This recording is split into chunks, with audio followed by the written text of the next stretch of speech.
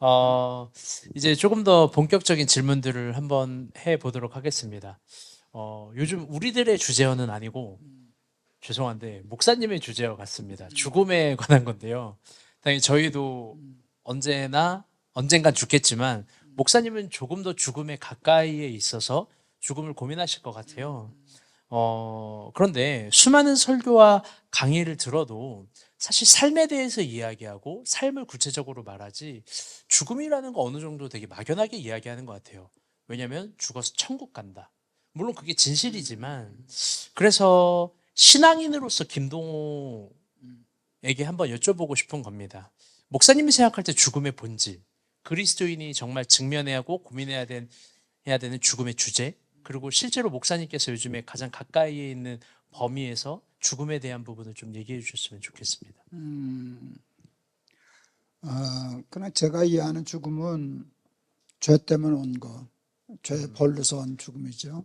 그러니까 선악과 따먹기 전에는 죽음은 없었잖아요. 그렇죠? 그러니까 그 죄 때문에 죽음이 온 것이고, 그러니까 우리가 죽음이라든지 뭐 또 고통을 당하든지 이 어려움을 당할 때 많은 사람들은 왜 하나님이 나한테 암을 주셨어요? 왜 하나님이 나한테 이런 고난을 주셨어요?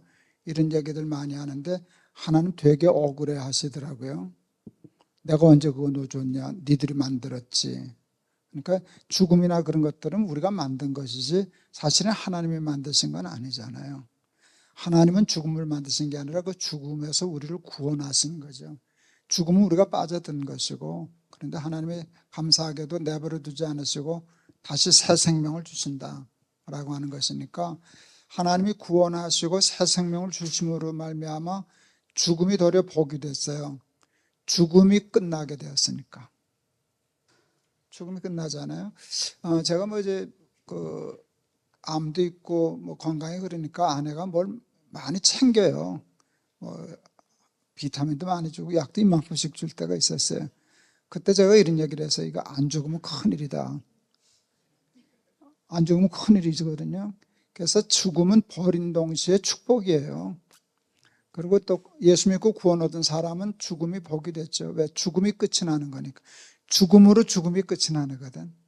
그래서 저는 지금은 뭐 예수 밖에 있는 죽음이 아니니까 예수 안에서 죽음을 겪게 됐으니까 뭐 죽음을 그렇게 뭐 좀 당황스럽긴 하지만 뭐 무섭진 않고, 그리고 이제 제가 한번 생각할 때 굉장히 이제 건방지게 들릴 수 있을 거예요. 제가 제 삶에 대해서 굉장히 만족하거든요.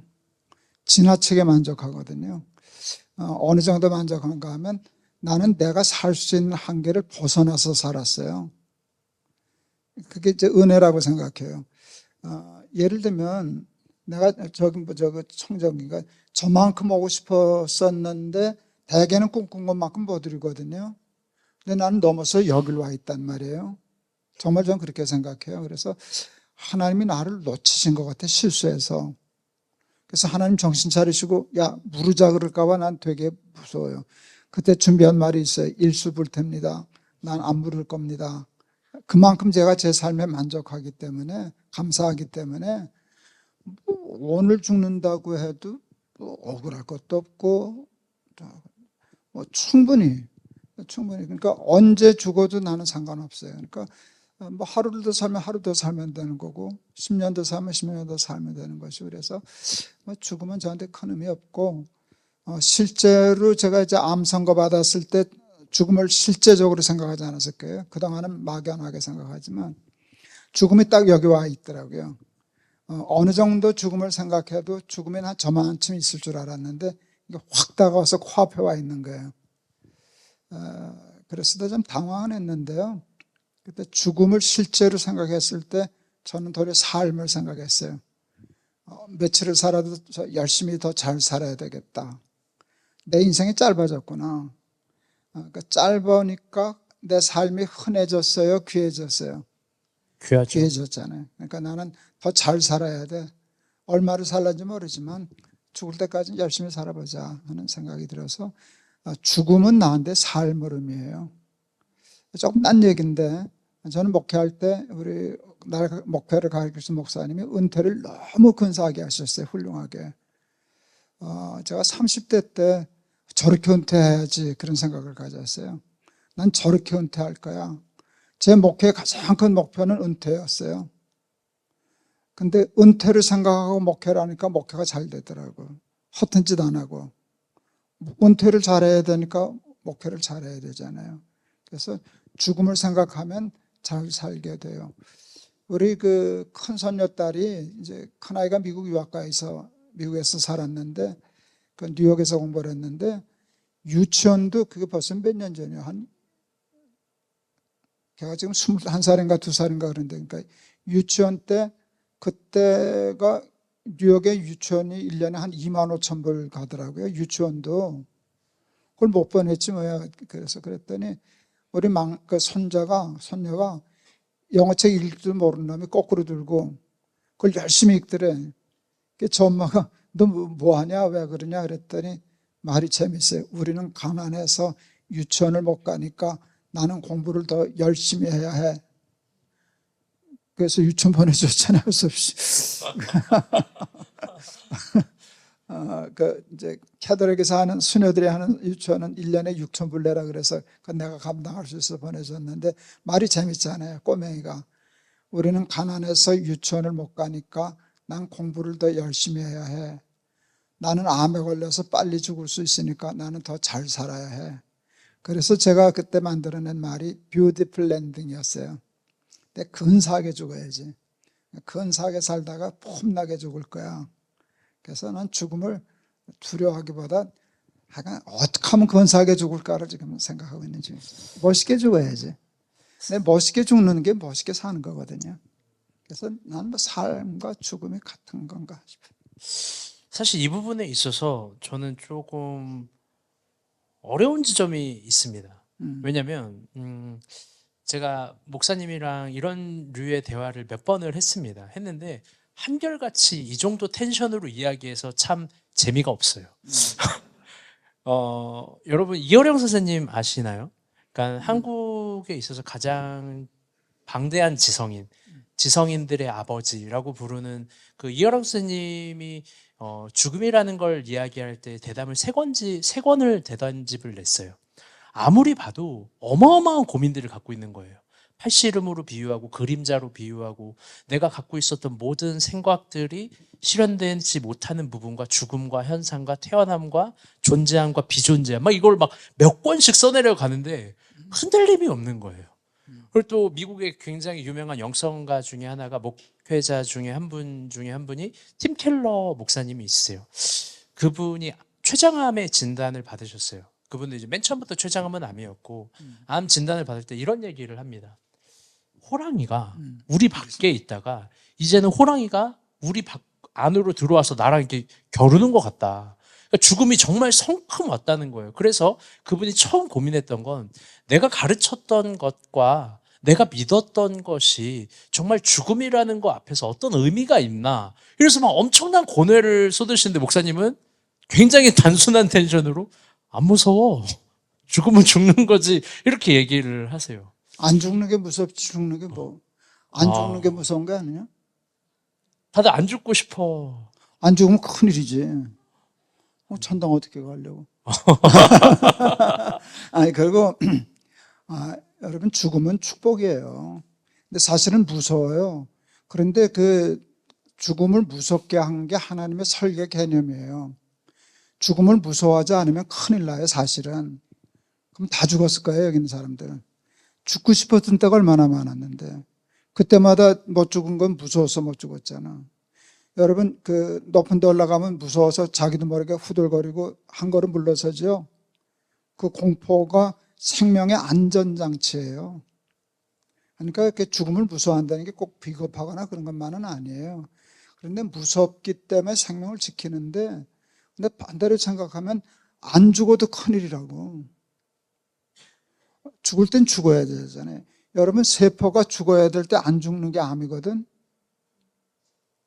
그렇잖아요. 세포가 생겨났다가 소멸돼야 되는 때가 있어요. 그리고 새로 생겨나고 그래서 그게 건강이 되는데 저는 몇 번 유전자가 돌연변을 일으켜서 이게 안 죽는 거예요. 그래서 폐암이 된 거거든. 그러니까 죽을 때 안 죽으면 삶이 암이 된다고. 그러니까 무섭지만 죽음을 안 죽는 게 더 무섭다 해서 죽음을 받아들여야 되는 거거든요. 받아들이고 그 다음에 저는 그 생각을 했어요. 제가 암에 걸렸을 때 암 환자들을 위한 집회를 처음 했었거든요. 내가 뭐 거의 앉아있어 힘도 없는 때 집회를 했었는데 그때 저 설교 제목이 믿음의 가오였어요. 가오. 사실은 암에 걸리니까 이제 자꾸 유튜브 찾고 심란하고 우울하고 그렇게 짜증나더라고요. 이게 뭐 하는 짓인가? 나 예수 믿는 사람인데 평생 목회하고 살았는데 암이 아무것도 아닌 건 아니지만 이렇게 쪼그라들 수가 어딨냐. 난 그 창피했어요. 애들 볼까 봐. 가오가 있지. 그랬어요. 내가 암에 걸렸지 가오가 없냐? 우리가 돈이 없지 가오가 없냐? 그 영화 대사 있잖아요. 그래서 정말 가오를 지키고 싶었어. 죽음이 무섭기도 하고 좀 그렇기도 하지. 그렇지만 그건 한번 뛰어넘어야 할 일인데 그것 때문에 벌벌 떨다가 아무것도 못하면 어떡해. 나는 그 죽음이 있기 때문에 나는 하루를 살든지 잘 살 거야.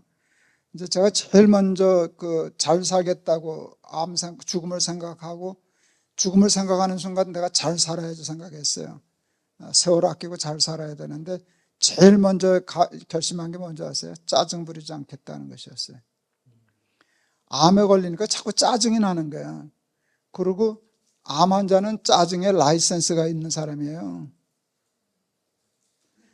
내가 짜증 내는데 누구도 뭐라 못 그래. 당연한 거니까. 그러니까 막 함부로 짜증 내는데 그렇게 하면 삶이 뭉개지더라고요. 그래서 내가 지금 짜증 내고 이럴 시간이 어딨냐. 언제 죽을지도 모르는 놈이.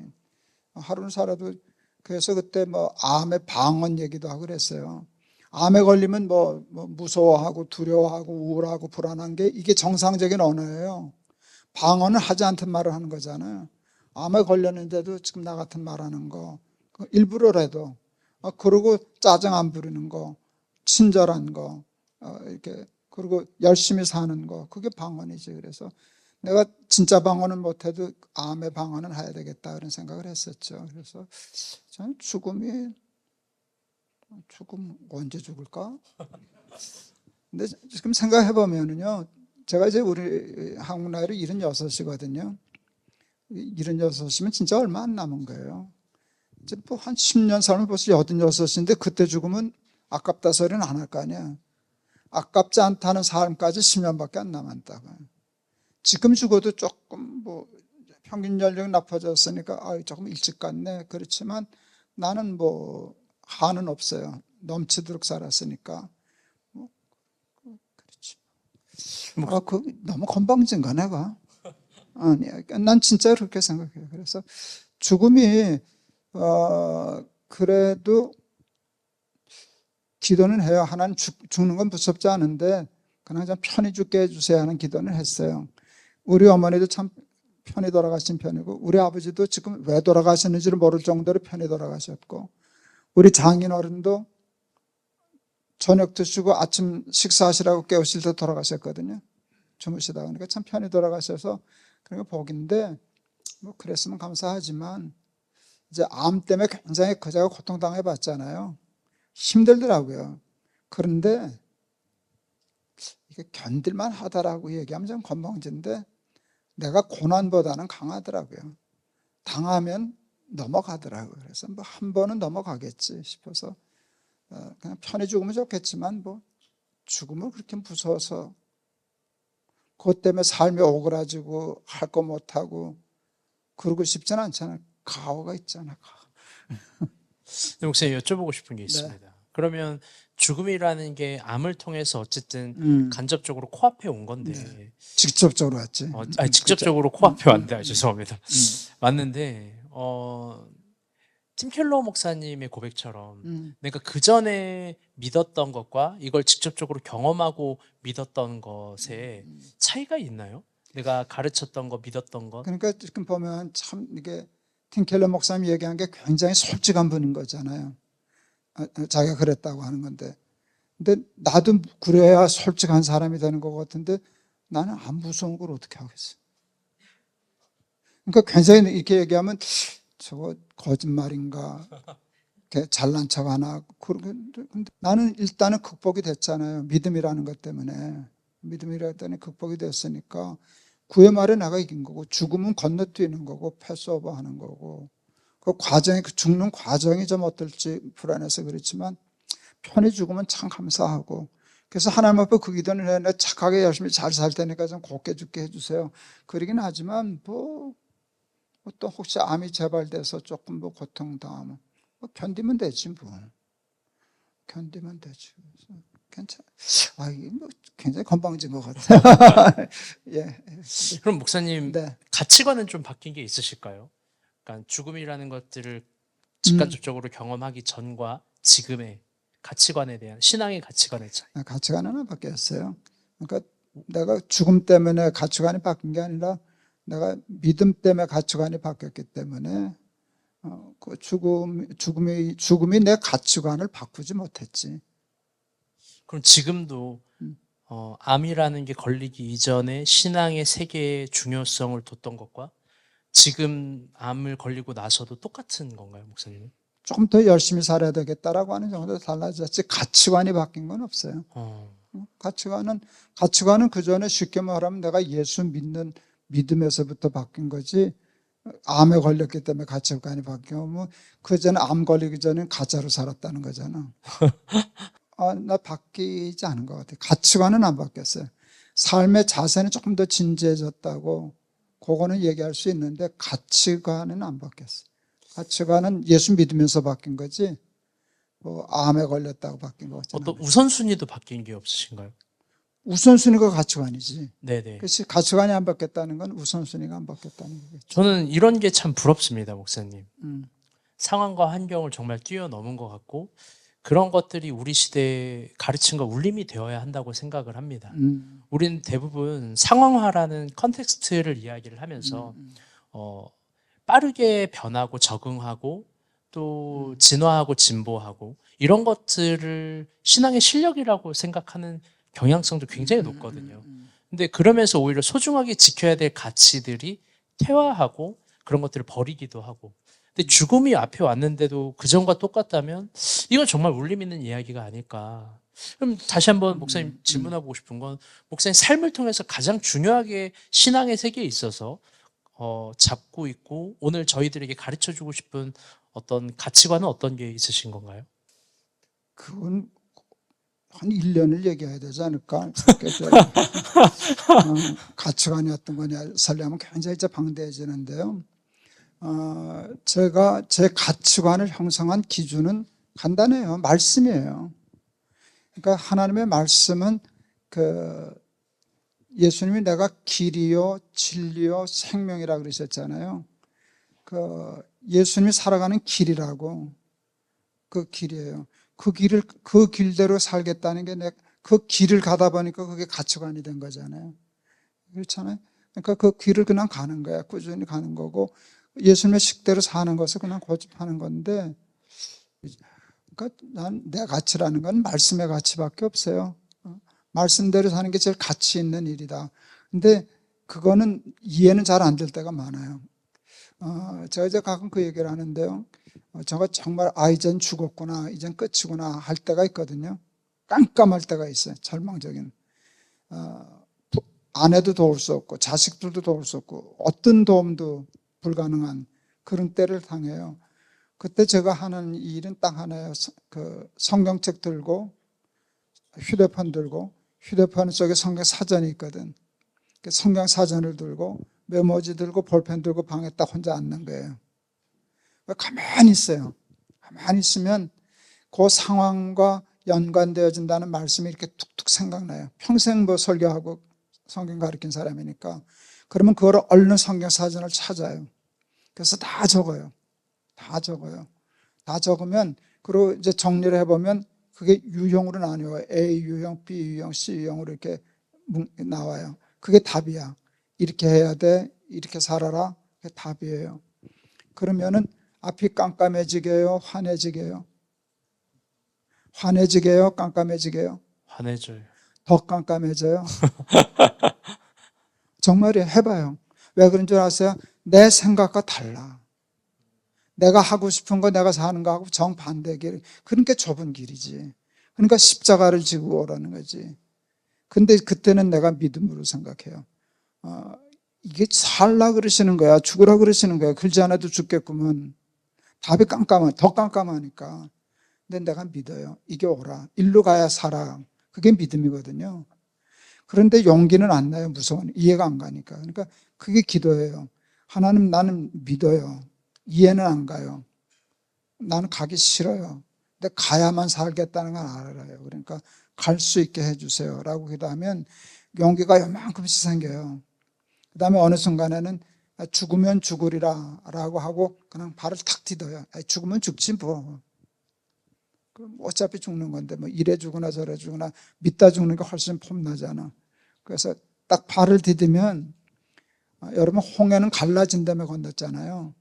요단강은 발 디딘 다음에 갈라졌어요. 그거 아시잖아요. 이렇게 딱 죽으면 죽자고 딱 그때 갈라져요. 그러면 문제가 해결이 돼요.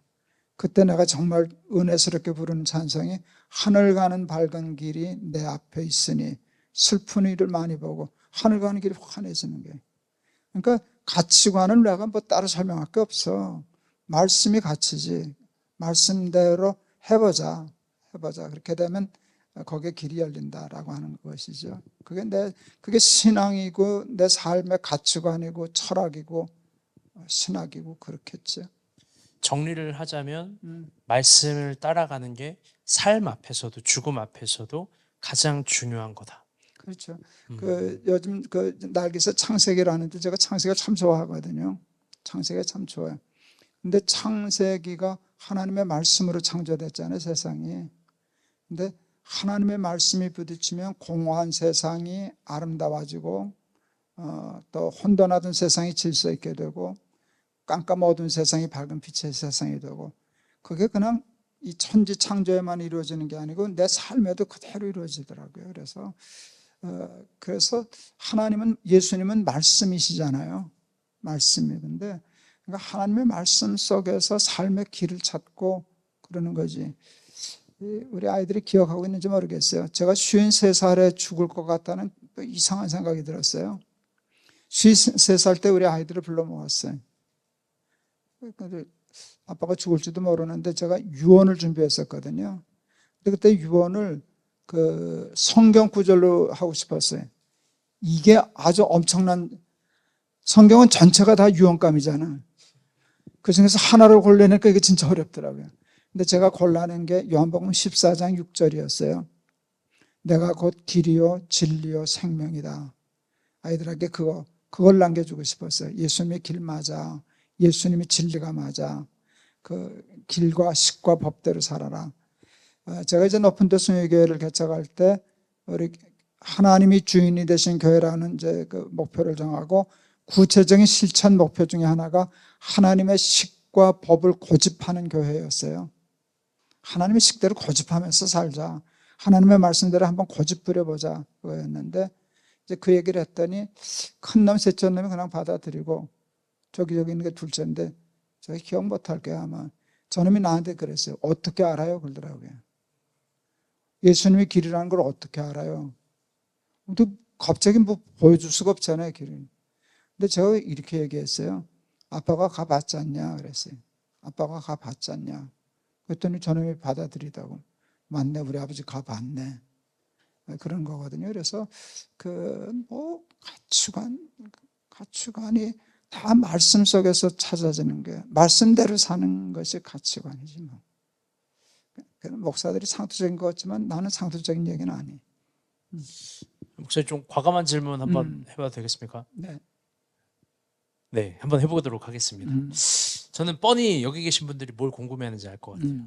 근데 만약에 주일 설교에 은혜가 안 되거나 만약에 내가 말씀을 배울 수 있는 유일한 공급할 수 있는 기관 속에서 좀 내가 말씀대로 살고 싶은데 이게 잘 영적인 공급이 안 된다. 말씀이라는 가치관을 정말 추구하고 싶은데 이게 좀 힘들다. 혹시 어떻게 해야 될까요? 위험한 소리인데.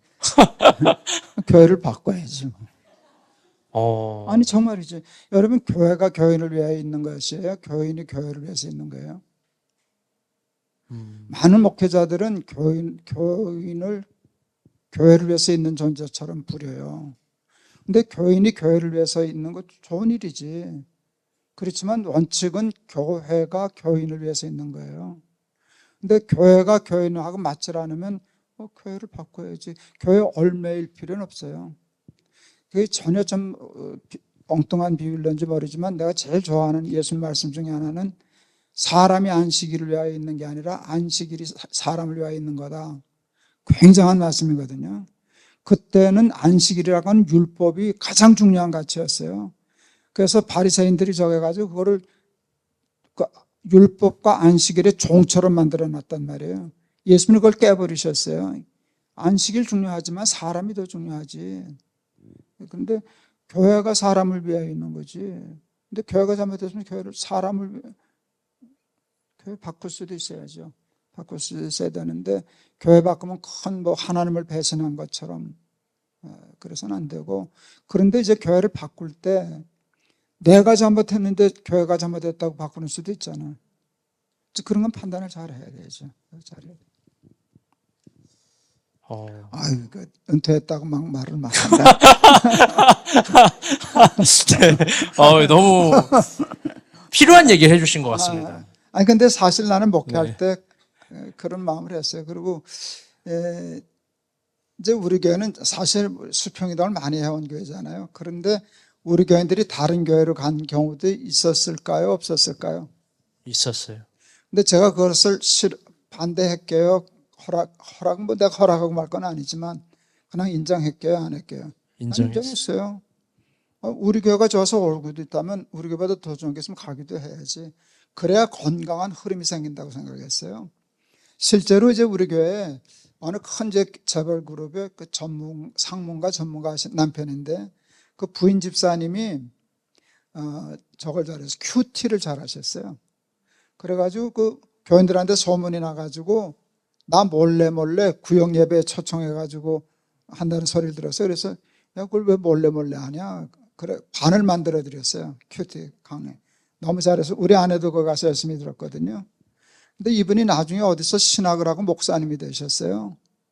그러고도 잘 다니더니 어느 날 개척을 하셨더라고요. 그래서 제가 교인들 마음에 드는 교인 있으면 좀 데리고 가요. 그랬더니 에이, 제가 뭘. 그러더니 한 100명 데리고 갔어. 근데 나는 그게 옳다고 생각하거든. 나는 큐티 못하거든. 그러니까 그쪽으로 그 필요를 느끼고 은혜를 받는 사람은 글로 가는 게 나는 옳다고 생각해. 아니, 교회가 중요한 게 아니라 그 교인이 중요하잖아요. 진짜 괜찮으셨어요. 100명이 빠져나가는데. 그건 내 탓이지. 그 목회도 다 은사가 다 있는 거거든요. 그러니까 내가 모든 걸 잘할 수는 없잖아요. 그러니까 나하고 맞는 사람들만 모여서 그게 10명이든 100명이든 하면 되는 것이지 숫자가 뭐 그렇게 중요하다. 또 중요한 질문을 한번 해보고 싶습니다. 죽음이라는 이야기를 하다가 가치관 얘기를 하다가 말씀 얘기를 하다 여기까지 왔어요. 네. 근데 대부분 다시 죽음 얘기로 돌아오고 싶은데요. 대부분의 우리 그리스도인들이 사실 죽음이라는 것들에 대해서 완벽하게 생각하지도 못하고 어떤 준비하지도 못하는 것 같아요. 왜냐면 내가 젊을 때는 언제 죽는다라는 걸 고민하지 않으니까. 근데 죽음을 준비하면서 살아가는 지혜, 혹시 이런 걸 좀 얘기해 주실 게 있으실까요? 그게 종말 신앙이잖아요. 네네. 그 신랑이 언제 오는 줄 모르는 것처럼 죽음이 언제 올 줄을 모르는 거잖아요. 근데 지혜로운 다섯 처녀는 신랑이 오는 시간을 알았던 게 아니에요. 모르는 건 똑같아. 지혜로운 처녀도 신랑 언제 올 줄 몰랐고 어리석은 처녀도 언제 올 줄 몰랐어요. 근데 지혜는 뭔가 하면 언제 와도 상관없을 만큼 오늘이 종말이라고 생각한 게 종말 신앙이거든요. 그게 지혜예요. 죽음이 언제 올지는 모르지. 그렇지만 오늘 와도 괜찮을 만큼 준비하는 게 그게 죽음에 대한 자세죠. 죽음이 언제 올지는 모르지. 오늘 그게 종말 신앙이라고 생각해요. 종말 신앙. 죽음이 종말이지 뭐. 그럼 목사님 뭘 준비하면 좋을까요? 그냥 예수 믿는 대로 사는 것. 그러니까 믿음대로 예수를 믿는다고 하면서도 더되오리라고 생각하면은 나중에 믿어도 되겠지. 오늘은 좀 세상적으로 살다가도 죽기 전에만 회개하면 되지. 그게 이제 어리석음이잖아요. 근데 등불을 준비하라는 거잖아요. 그러니까 내일이라고 하는 게 오늘 당장 오면은 잘못 살면 지옥 가니까 심판받으니까 지금부터 미루지 말고 차차 하지 나중에 하지 그러지 말고 해야 할 것을 지금 하면서 사는 게 그 종말을 준비하는 것이죠. 오늘 예수님이 내 죽음, 나는 죽음이 종말이라고 생각하거든요. 이게 신학적으로 조금 논쟁이 되고 문제가 될는지 모르겠어요. 죽음 이전의 시간하고요, 죽음 이후의 시간이 모양이 달라요. 죽음 이전의 시간은 직선이에요. 처음과 끝이 달라요. 갈수록 멀어져요. 그런데 죽음 이후의 시간은 영원한 시간이에요.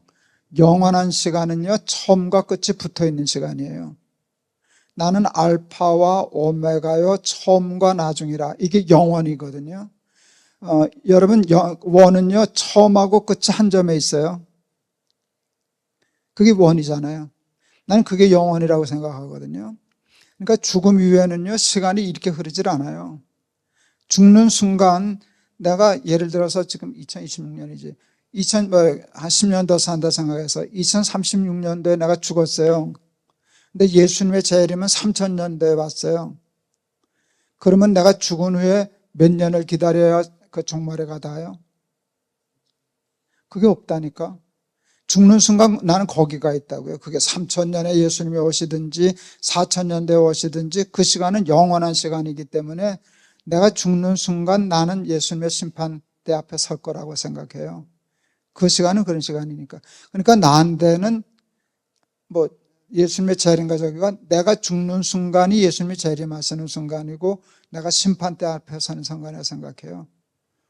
그러니까 죽음을 오늘 죽어도 오늘 예수님이 와도 괜찮을 것처럼 오늘 죽어서 심판대 앞에 서도 할 수 있는 준비를 하는 게 그 신앙생활이 그러겠죠. 신학적으로 맞는지 모르겠어요.